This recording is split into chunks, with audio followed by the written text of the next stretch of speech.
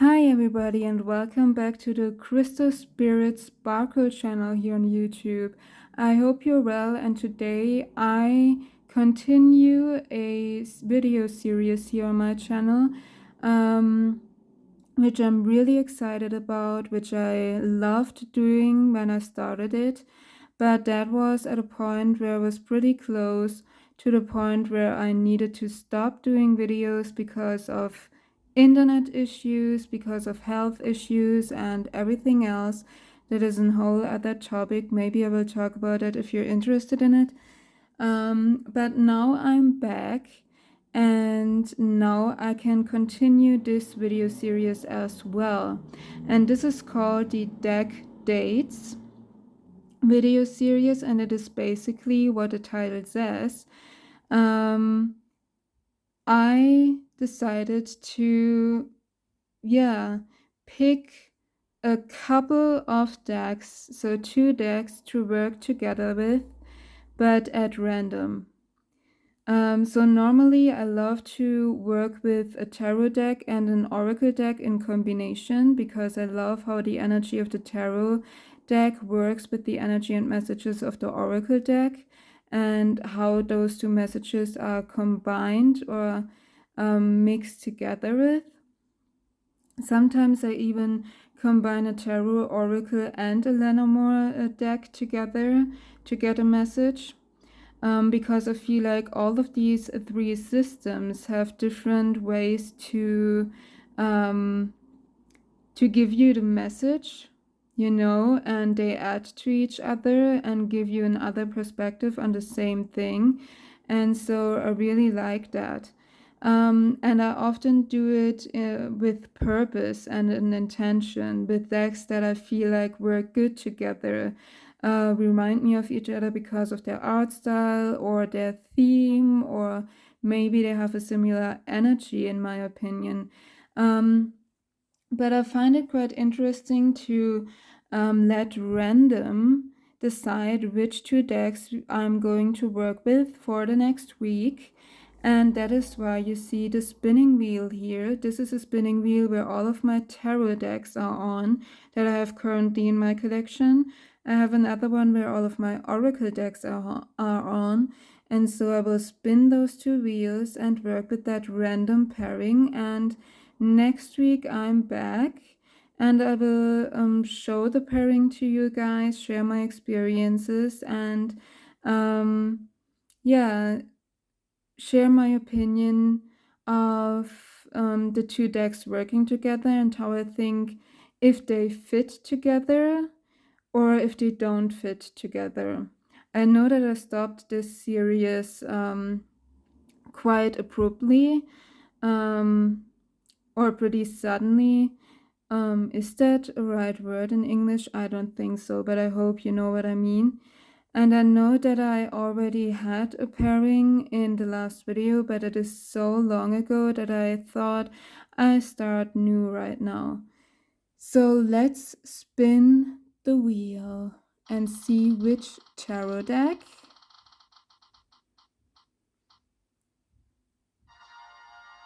Hey, it is the Agrarian Tarot. Okay. So I'm going to be working with the Agrarian Tarot for the next week. Oh, I'm sorry. This app has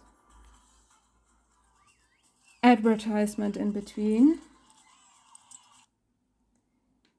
So now let's see which oracle deck I'm going to pair this with. And let's spin. And we're having... Oh, that was a really close pick. I thought it was stopping at the Looking Glass Oracle, but it's actually stopped at the Soul's Journey lesson cards. All right, that is an interesting choice, an interesting pairing. So I will show these 2 decks to you in case you are not familiar with these decks. that is the point where it's really practical that I have all of my decks directly next to the place where I film.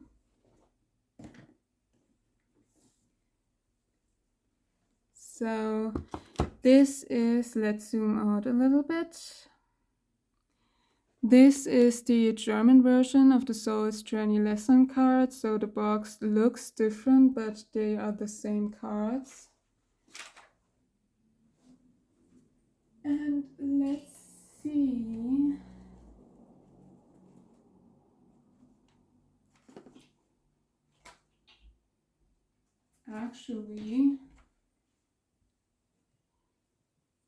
Actually, I'm not sure where my Agrarian Tarot is.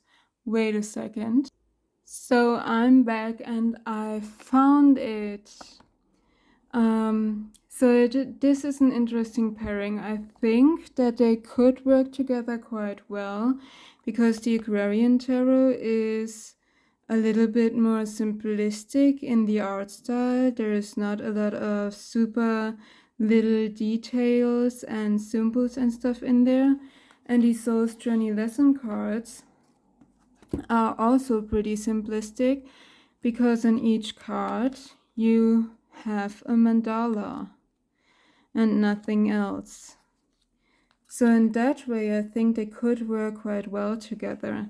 Another interesting aspect is that these were both decks that got a second chance in my collection because I was at a point with both of these decks to rehome them actually. And I'm glad that I waited and put them in like a waiting box, an unsure box, because both of them wanted to come back in my collection and wanted to work with me and did call me at different times again. And so I was like, okay, I think the time isn't right and I think I need to give them a second chance. This was actually one of my first Oracle decks and one of my first decks in general. And I loved working with it. It gave me a lot of good and quite fitting messages. But then there was a complete time span where I didn't reach for it. I didn't work with it anymore. It didn't call to me, and I was like, okay, I think the time is right to move on. I loved working with you, but I think we're done here. And after I had it in that like unsure pile for quite some time, there was a day where it suddenly called to me and I was like, I want to work with this deck again. And so I gave it a second chance and now it's still in my collection. And when I did it a second chance, I etched the sides of the deck to match the back, so that it got a little bit of a new feel as well. And now I already love it, or I still love it and work with it again. The Agrarian Tarot, this box looks pretty damaged, and that is because this isn't a mass market deck that you can get right now. But this is actually a really old copy. I'm not sure if it will focus. Let's see. It is an original one from 1970 from Morgan Press. It has the plain blue backs. It has the little instruction book, which also looks pretty old and worn. And it has that old smell, if you know what I mean. Yeah, plain blue backs. The cards you can see they have been used quite well. They are pretty worn in and softened up. So you can feel that they were loved and used. But I actually love this feeling and they're not that dinged up where I can't use them or where it looks horrible. And I love this feeling, this really used old feeling. And I actually love the old one that looks a little bit more worn. I prefer that over the newer one, even though the artwork hasn't changed. But because it is older, it has a more warmer feeling to it. Because the white isn't as super shiny white, it is a little bit creamy, and so I kind of like it. I feel like, yeah, it really is good for the deck in my opinion. So let's look at these two decks together. Let's zoom out a little bit and just do maybe 1 or 2 or 3 flips to see how they look next to each other and get a little bit of a first impression. So here we have Surf and the Two of Rods. Here we have Judgment and the Eight of Cups. I kind of like how you get almost like a moonlight feeling with this coloration, and here you have the moon. Death with the Knight of Rods, and you have here really fiery energy for Death with all these different red colors, which works. Fire is the element of transformation, and we often talk about transformation when we talk about death. And we have a fiery card here as well, the Knight of Rods, which in my opinion is actually double the fire, because rods or wands are the fire element in the Minor Arcana, and knights for me have also fiery energy, so pretty cool. Health and the Nine of Rods, which is also pretty interesting, because when we look at the Nine of Rods, it's actually like a person that has fought some battles, and it is maybe sometimes depicted as injured or pretty much done, hasn't a lot of energy left, and to get that energy with health is pretty interesting and a pretty good fit. Success and the Seven of Cups, that is also quite interesting. I love how the orange in here depicts the orange of the cups. Bright and the sun works perfectly. And we have this orange and yellow that we have with the sun in the mandala as well. Release or let go with strength. So release your inner fiery lion in yourself. Courage and the Hierophant. For me, I'm getting like, have the courage to do or to walk on your own path and to break out of a structure that was placed on you forcefully, maybe. When we read the Hierophant in a little bit of a shadowy aspect.